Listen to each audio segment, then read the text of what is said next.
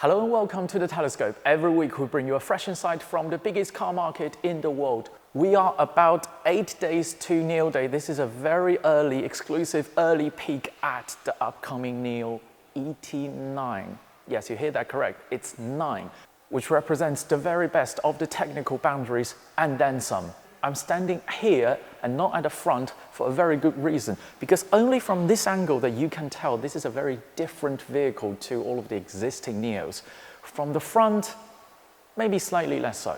I've done an earlier prediction video on the ET9 and guess what? I'm mostly correct. This car packs all the technologies you can think of on a flagship electric vehicle for 2025. 900-volt architecture, rear-wheel steer, full active suspension, a super long wheelbase, slouch seat at the rear, 4-seat setup. Really, this makes the BMW i7, the Mercedes EQS, look a bit shaky.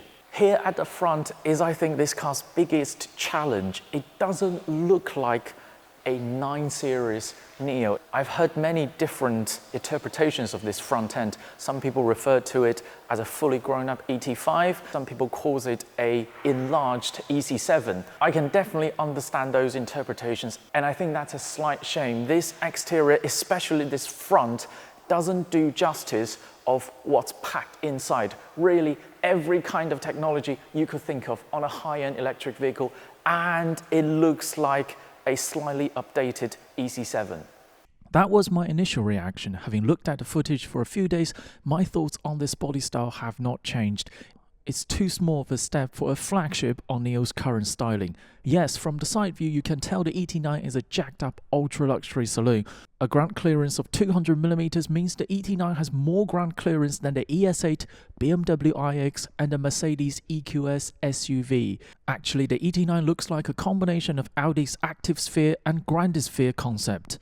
By this time, you should have seen the demonstration of the ultra-luxury interior on NIO Day. It benchmarks really well against the much longer Mercedes Maybach S-Class.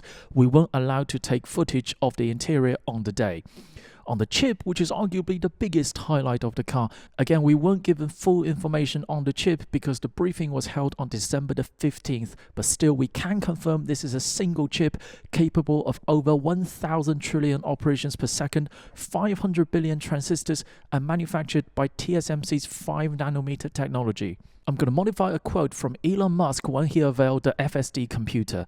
At first, it may seem improbable that how could it be that NIO, who has never designed a chip before, would design the best chip in the world.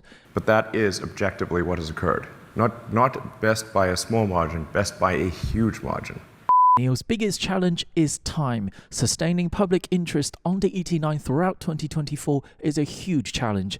In that sense, I'm very glad that I no longer have to come up with a communication plan for this car in 2024. That is all from The Telescope today. If you enjoyed this video, keep watching, keep subscribing. More videos coming along very soon.